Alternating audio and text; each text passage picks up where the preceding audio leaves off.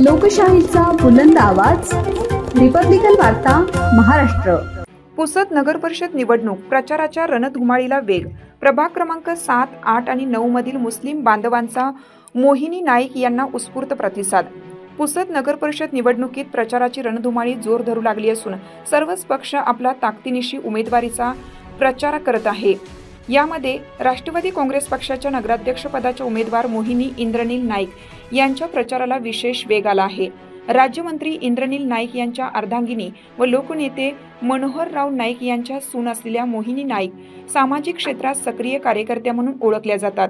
त्या राष्ट्रवादी काँग्रेसकडून नगराध्यक्षपदासाठी रिंगणात उतरले असून मुस्लिम बहुल प्रभाग क्रमांक 7, 8 आणि 9 मध्ये त्यांना सामान्य नागरिकांकडून उत्स्फूर्त प्रतिसाद मिळत असल्याचे स्पष्टपणे दिसत आहे।